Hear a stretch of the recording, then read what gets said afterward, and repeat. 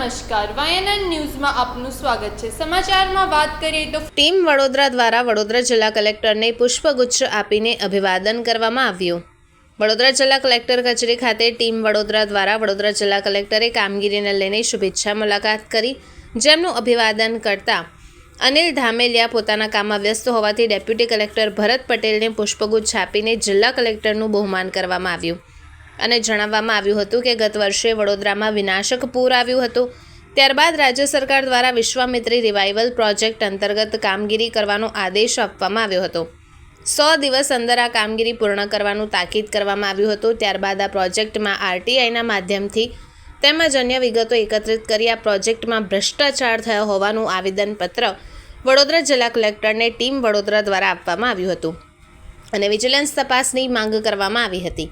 ત્યારે વડોદરા જિલ્લા કલેક્ટર અનિલ ધામેલિયા દ્વારા આ ફાઇલ સ્ટેટ વિજિલન્સને મોકલી દેવામાં આવી હતી, જેથી ટીમ વડોદરા દ્વારા વડોદરા જિલ્લા કલેક્ટરની વડોદરાની ચિંતા સાથેની આ સરાહનીય કામગીરી બદલ જિલ્લા કલેક્ટર કચેરી ખાતે આવી તેઓનું પ્રોત્સાહન અને અભિવાદન કરવામાં આવ્યું હતું। વડોદરા શહેરમાં ગતરોજ અમારા દ્વારા જે વિશ્વામિત્રી પ્રોજેક્ટ છે તેની વિજિલન્સની માંગ કરી હતી, કારણ કે મોટા પાયે ભ્રષ્ટાચાર થયું છે। સિંચાઈ વિભાગનું જે 24 કિલોમીટર સફાઈ કરે છે, બાકીની સફાઈ કોર્પોરેશન કરે છે, એ બેવના અંતર વચ્ચે 50-52 કરોડનો ડિફરન્ટ આવતા અને સાધન સામગ્રીમાં પણ મોટો ડિફરન્ટ આવતા આજે અમે એની જાંચ માટે અગાઉ રજૂઆત કરી હતી। વડોદરા ટીમ વતી આખા ટીમ વતી અમે લોકોએ જ્યારે રજૂઆત કરી હતી ત્યારે એની વિજિલન્સની તપાસ કલેક્ટર સાહેબે સ્ટેટ વિજિલન્સમાં લેટર લખીને કરાવડાવી છે, કોર્પોરેશનમાં પણ આપ્યો છે, સિંચાઈ વિભાગમાં પણ આપ્યો છે। તે બદલ આવા અધિકારી વડોદરા શહેરને મળ્યા છે જે નિષ્પક્ષ અને જે આવેદનપત્રનું માન સન્માન રાખે છે।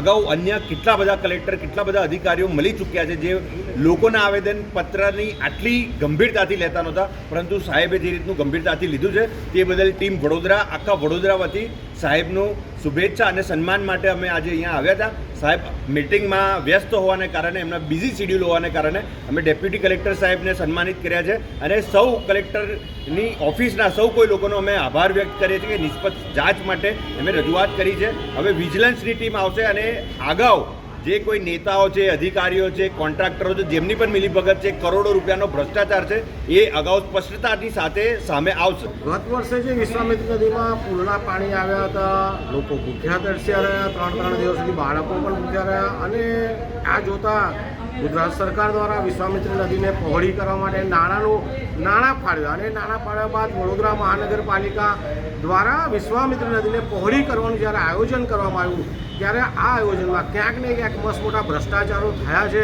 એના અમે દસ્તાવેજી પુરાવા વડોદરા શહેર કલેક્ટરને આપ્યા છે, સાથે સ્ટેટ વિજિલન્સની તપાસની માંગણી કરી હતી અને વડોદરા શહેર કલેક્ટરે સ્ટેટ વિજિલન્સ માટે આગળ મોકલી આપ્યો છે। ત્યારે આવા વડોદરા શહેર કલેક્ટરને આજે અભિવાદન કરવા આવ્યા હતા અને એમને ગુલદસ્તો આપવા ગયા, પરંતુ સમય ન હોવાથી ડેપ્યુટી કલેક્ટર સાહેબને ગુલદસ્તો આપીને હવે પૂર્ણાહુતિ કરી છે, પરંતુ આવા કલેક્ટર વડોદરા શહેરને મળ્યા છે, અમે ખૂબ ખૂબ આભારી છીએ। Subscribe now and press the bell icon. Never miss an update.